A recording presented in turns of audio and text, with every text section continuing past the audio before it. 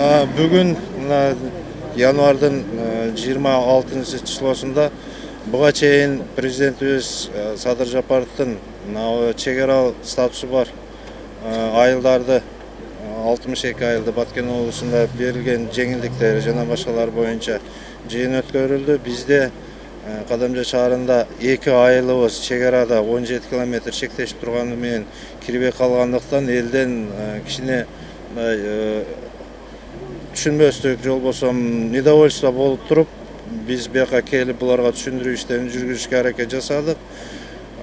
Бул кишилердин 2 айылдын тең чогулушу менен биз барып өзүбүз катыштык дагы, туура түшүндүрмө бердик. Бул азыр кайрадан 1-2 жолу биз бул жака чегара статусун алабыз деп кайрылган болчубуз, бирок ушул күнгө чейин чечилбегендиктен кайрадан иш кагаздарын жаңылап, дагы жөнөтүүгө аракет жасаганы эл менен жолугушууга келдик.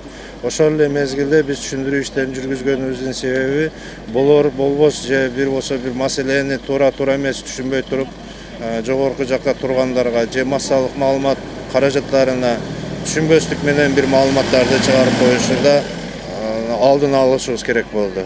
Мен Пакирова Сардал, Жаңы жер участогу Баткен областынын Кадамжа районунун тургуну болом.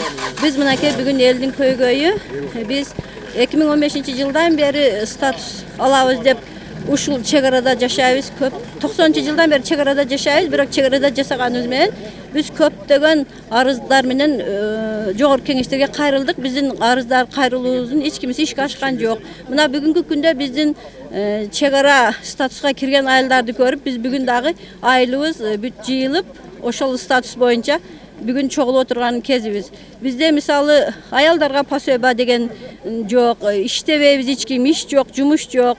Жумуш жок болгондон кийин элдерде жашоо кыйын болот. Чегарада отурган менен бизде помощь дегендер келбейт. Ошон үчүн биз көпчүлүк элдер ушинтип кайрылып отурганын себеби ушуларга бизге карап жардам берип койсоңуздар. Биз Кадамжай шаарынын Жаңы жер участогу чектеш аралашып жашап отуруп дагы эмне үчүн жогорку кеңештегилер биздин ушул границабызды карабагандыгы биздин айылдык элдер бүгүн көйгөйдү көтөрүп чыгышкан. Мен Боджаев Максатбек Гыламжанович, ушул Ташкы айылынын тургунумун. Биздин бүгүн ушул чогулган маселе бул Баткен особый статусуна кирбей калган айылдар боюнча биз дагы ушул Өзбекстан менен чектеш жерде, приграничный жерде жашайбыз. Бул жаңы айылдардан деп айтсам болот, себеби ошол сайыс тарагандан кийин адамдар отурукташкан. Бул бирок ошол өтө чоң ошол чегараларды кармаганга чоң таасир тийгизет. Ушул адамдар карап турат десем болот, карап турабыз десек болот. Анан бирок ушул мектептерден, больницалардан өтө алыстыкта жайгашкан. Биздин дагы айыл бирок жыш жайгашкан, чегарада жыш жайгашкан айылдардан келет. Ошондуктан биз дагы ушул особый киргенге толук укугубуз бар деп кандай критерийлер менен тандап алынганга бизге дагы түшүнүксүз болду. Биз оюбузча ушул биздин айылдан толук ошол талаптарга жооп берет, приграничный айыл деген.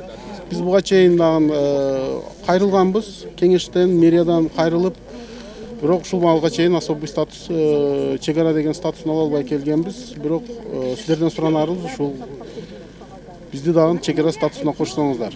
Адамдар өтө кыйналып жашайт. Борбордон өтө алыстыкта, жолдор начар, балдарыбыз мектепке 3 километр, 4 километр күнүнө барып, пешком барып кайтып келишет. Ошондуктан эгер биз кирип калсак, бизде ушул мектептер, фаптар, детсадтар ачылат деген чоң үмүтүбүз бар. Ошондуктан бизди кошуп коюшуңузду суранабыз. Мен Мисралиева Акбари Эргешовна. Ушул Кадамжай районунун Ташкыя айылында жашаганыбызга 33 жыл болду. Биз чек берип, өкмөт тарабынан бизге чек берип, ошондо көчүп келгенбиз. Биздин жашаган жерибиз Өзбекстан Республикасы менен чектеш. Жакын жашайбыз. Анан бизге ушул урматтуу президентибиз бизгеден чегарабыз кошулбай калыптыр. Ошону кошуп коюңузду суранабыз. Мен Кадамжа шаарына караштуу, Кадамжа районунун Кадамжа шаарына караштуу Ташкы айылынын тургуну Фазыл Ниматулла Абдыкалыковчумун. Мен улуу урматтуу Садыр Нуркочоевич, мен сизге кайрылганымдын себеби Mına sizden hurmatınız menen, sizden nakıl sezgiçliğinizге байланыштуу указ чыгардыңыз. Ошол сиздин чыгарган указыңызды биз өтө кубанычтабыз. Ал указыңыздын магызы приграничный, мына чегарага жакын жайлашкан айылдарды жашап тургандардын ошо статусуна киргизүү. Кала берсе биздин жалпы Баткен областына статус бердиңиз. Сизге өтө чаң түшүнүктүү, эң маңыздуу указ чыгардыңыз. Бизге Баткен областы турганда өтө жардам көрсөткөн жатасыз. Ошонун ичинде биздин Кадамжай шаарына караштуу Ташкы айылынын тургундары, Ташкы айылы ушул Өзбекстан Республикасы менен чегарада жайгашкан. Жайгашканга эң тыгыз Өзбек Республика граждандары менен аралаш, коңшулаш өтө тыгыз жашашканбыз. Ошол Ташкы айылынын приграничный статуска кирбей калганга биз өкүнүчтөбүз. Ошол Өзбек Республикасы менен биздин Ташкы айылынын чектешип турган жердин бир бөлүгүндө турабыз. Өтө бул жерде граница маселелери чечиле элек. Качан бул жерлер чечилип, качан биздин граница тозуп, өтө кооптуу, өтө коркунучтуу. Бул жерде контрабанда болуп жатат, дуурлук болуп жатат, жаштар арасында сычкалар болуп жатат. Качан бир чоң эмеге өсүп кетип биз коркунучта жашайбыз. Ошон үчүн биздин чегара маселесин тезирээк чечип, ошол границанын багы тосмолорун тезирээк тосуп, биздин айылды приграничный статусу киргизип бергисек өтө жакшы болот эле. Себеби ушул статуска кирип калса биздин Ташкы айылынын тургундарында бул жер жумушсуздук өтө проблема, жумуш жок. Бул жердин жашоочулар жалаң гана айыл чарбасы, дыйканчылык, багбанчылык менен жашап келет. Айлык алган киши жок, жумуш жок. Эгерде ушул статуска киришип калсак, бизге окшогон биздин айылда жашагандар дагы башка статуска кирген айылдын элдеринде биз дагы жөлөк пул алып, бизге сарына коюш өзүңүз бизге эме берген убадаларыңызга биз дагы ошого алып, биз дагы бизге жашоо турмушубузга өтө жардам болмок. Биз сизден суранарыбыз, Ташкы айылынан элдин атынан биздин суранышыбыз, бизди да ушул чегара статусуна киргизип биздин айылыбызды.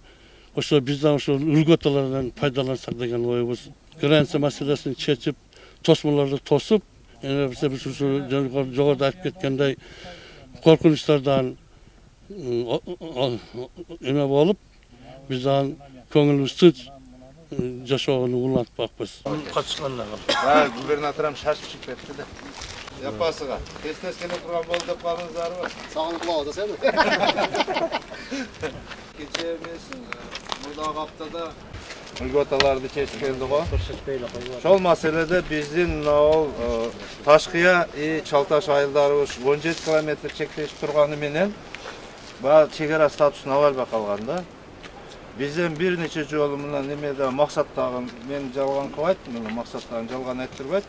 Биз бир нече жолу ушу биз мындай чектешип турабыз, ушуга чегара статусун алып бергиле дегенибизде ояктан ни ответа, ни привета болуп калган да. Азыр эми момент келди абалы.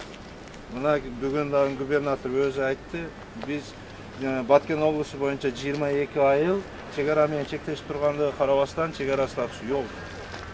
Бу жерде 62 эле айыл кирип калыптыр дагы, баягы үлгөталар ошол эле айылдарга каралып калыптыр да. Надбавкасы баягы пенсияга 2000 сом кошобуз деп атат, пособияга 100% кошобуз деп атат, жер налогудан бошотобуз деп атат. Анан 500 миллион неме келген, ушул именно чегара айылдардагы инфраструктураны көтөрүш үчүн деп туруп пул бөлүнгөн да. Ошого биз кирбей калдык. Кирбей калгандан кийин биз алдыңкы жөнөткөн, мына чечим чыккан, чечимден кийин протоколдоруңуздарды кылып жөнөткөн эдик. Бирок каралбай турган. Азыр эми заново башкадан иш кагаздар даярдайлы дагы жөнөтөлү деп атабыз. Мына моментиде губернатор өзү дагы баш болуп, аким баш болуп бизге тапшырма берип аткандан кийин хорошо бул тапшырмасын аткарайлы. Кирип калсак биздин пайдабыз деп атабыз да бу жерде. ilgari bayağı 200 metre deytiler, 200 metre çegaradan hiç kimge rahmet beribeybiz. Berge adam oturmakta gerek emes.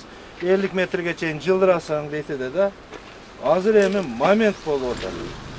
Momentten faydalanayla dağın sizler hazır tora düşünük alıp durup protokol kıla turgan bolsa, oşo protokolunuzdardı aparıp ertege biz jintayıştagın ayıl başçılar menen. Hakimge jönötöbüz, hakim gubernator surap atat, 3 gündün içinde dep surakta atat. Ol polnu oşo 22 ayıl boyunca aytты, alып kelip dokumentlerini turulap bizge jönötkülö, biz kaganıga jügüröylü dep atat. Negizgi maksatыбыз şoga keldik. Mına sizlerde oyaka buyaka keçede oyaka buyaka basa berbesin, bir tekte bolup deyt. Sizler barıladan elge toora düşündürgülö dep atat. Toora düşündürсүндан bizge şans bersin, biz uşul işti atkaraylı. Şolga toora düşündürüş üçün men sizlerge kelip atkan şol. Hakim özü keliş kerek edi, Mereköbü. Ayttım onu kokuştan işleri çıktı dağın ketişip aldı. Men dağın özü online konferensiyada oturduk edi, dağın bir жаңылык sizlerge. Kadamjay şaары, Баткен şaары, İsvana şaары. 3 şaar bir dolborgo kirgenmiz. Regionальное развитие городов дегенге кирип калдык да, дагынчы алдыңгыдан кошуп. Всемирный банк бизди проекттерибизди финансированиеге киргизди. Азыр шону Всемирный банк менен согласованиеде отурат элек. Кандай немеңиздер бар? Бул өзү чындыгында 1-2 жолу аракет болгону менен мына жетекчилерде ояктан эми мен кимдер экенин баяндап кылбайм. Ояка биз жөнөткөн кагазда ответибиз жок болуп туруп калган. Biz hareket jasaganбыз. Азыр эми жаңылап жасайлы чыканадагы результат жок болгондо алдыңбыз. Меге дегенде биз өзүбүз эле аракет кыла бергенбиз. Эми элдин атынан дагы аракет кылайлы деген нерсе. Общий жазып туруп эле коюп туруп эле протоколду кылып, протоколуңуздарды мен эме кылып туруп акимиятка жөнөтүп, акимият ояка жөнөтүп, ушундай маселеге чыгыш керек. Госак бербей жүргөн болчу. Шуга дагы азыр президент указы уже проектин даярдап атат экендер. Ошол 50 метрдин ичинде отургандардын ичиге госакты бересиңер, и болгондо дагы 50% скидка менен бересиңер деп. Бизге уже алдын ала эме келди. Тапшырма келди. Тактагылар. Кимдин документи жок болгон болсо, баягы документи бар, токтому бар. Үйү курулган. Бар жогу бар госакты алар деп. кирет кандай шарт менен кирбейт. Биздики бардыгы туура келет да ошол. Bizdiki bardығы тура келгенде алдыңғысы да кирбей қалған. Одан кейін шол эле жерден жерде чектешкен үйлөрдү санап чыксак 67 табы чыккан. Чектешип тургандар. 50 метрдин ичинде. Ол баягы 67 чыккандан кийин биз ошо общий дедик дагы Ташкыяндын эмесинен кожолугун кошуп бергенбиз. Мына приграничный. Бул жаңы жер өзүнчө статусу жок. Ташкыяндын ичинде отурат. Oyakты çaltaşın içinde oturat dep bulup taşlaganбыз. Biz uşuğa ötpeybiz dep bayagında adamlar eme boldu. Daja aldı adamları ölüp ketip tat uşul жерде чектеште отурупчу. Aytaver биздин адамдар уже карып чарчап бүттү да, бул давно кире турган буюм да. Кириш керек эди. Энди биз программаны кайрадан кушабызбы, кушпайбызбы, сунушпу, башка деп отурбайбыз да. Биз эртең турдук акимге барабыз, башкага барабыз, биз барышыбыз керек. 62-нин катарына кошула алабызбы, ала албайбызбы? Ошонун кошула албай калгандардын 22 та бар экен деп атат да азыркы бөлүмдө. Биздин эми район боюнча 22 та эме айылды азыр кошумча кылып киргизели деп атат. Ошону кошолу? Кошумча кылып киргизели деп атат. Şoğa iş kağıtları belgiledi orada. Oşanın hareketi olmadı da aydın. Biz oşa çoğulup emek kılvatlarımızın sebebi. Oşa bizge kirgizip belgiledi. Ya özü şunu emekli protokoldaştırıp aldığında hareket kılskanken bol yaptırır. Elimde kayrada emek bana 22 dört bağ.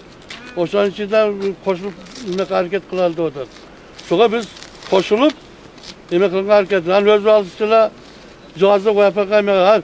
Uşunsuz da kirve kalsa kanan şu bayağı sizler etkanday cazatlanacak, cazavuz. Boratlanacak, baravuz. Görelim çoşunu da.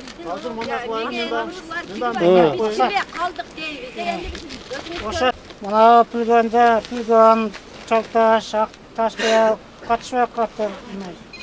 Şonu gördük dağın biz nimete göz keçe bularga bardık. Ana barıp neme kılıp bayağı sözde mi?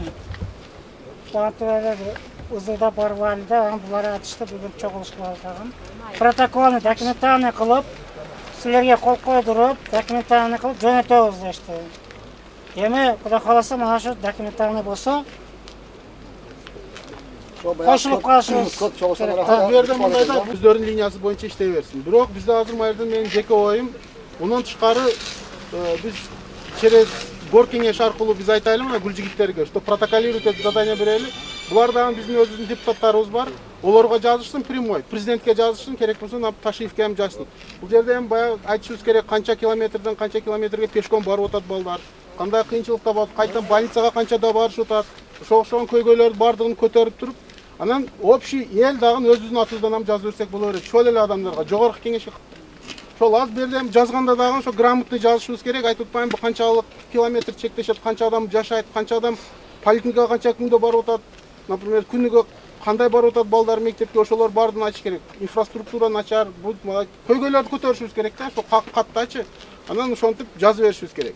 Азыр мына статус боюнча чогулуп атабыз. Граница боюнча сөз кетип калды. Граница боюнча 17-жылы мартта биз мына граница жашаганыбыз үчүн билип калдык. Өзбекстан граждандары бардыгы топтолуп, өздөрүчө баян эмелерди алып, биз барсак паника кылалы деп кууп чыккан арака. Кийин мен мына бар адамдар бара. Акимчиликке барганбыз, туура? Акрам Мадымаровдун дооруда барып, Үшө Тириге да оны чакырган, Толкун Нере да оны чакырган. Ошентип граница жөнүндө биз эл каршылыгыбызды билдирип келгенбиз. Кийин 4 ай өткөндөн кийин сентябрда биздики мына немеден эч ким барып атыр, ошол Өзбекстан гражданы баягы каражанташларды чакырып, беттен Кокустан рамал өтүп кетти, ал экен менен Нимат катышып калды. Чогулуш кылышып, элге тааныштырдык. Элге биз неме бергенбиз деп туруп, бул маалда уже Акрам кеткен 7-этажга. Толкун жок, неме кеп калды, Бакыт. Ошону неме кылып, бая Бөрүбаев деген границанын илгерги кары бөрү бар экен. Ошол азырам Ташиевди койнуга кирип алыптыр. Ошо киши өз билермандык кылып, биздин баягы союздун алдагы границаларды өз билгендей эле алмаштырып, өзүбүздүн жерибизди өзүбүзгө алмаштырып, ушинтип бизди чакырыштырып келатат. Биздин ошо протоколубуз барып, акиматка кирген протоколубузду таап жок кылышып жатты, кийинги барып жабылганда. Акимчиликке бая Бөрүбаев келгенде даже сөккө эми эшитти. Өзүңөн болсоң керек. Мен анда катышкан бирок маалыматым бар. Баягы биздин сөздү сүйлөгөн сөздөрүбүздү протоколдо өздөрүнө керектүү жерине алып, мына тууралуу иш көтөрдү, мына тууралуу иш көтөрдү. А бизди мына биздин күйүп, бишип, сүйлөгөн сөздөрүбүздү кыркып, бизге ответ жөнөтүп коюптур. Кайтып бизди түтөп турган элди күчөтүп,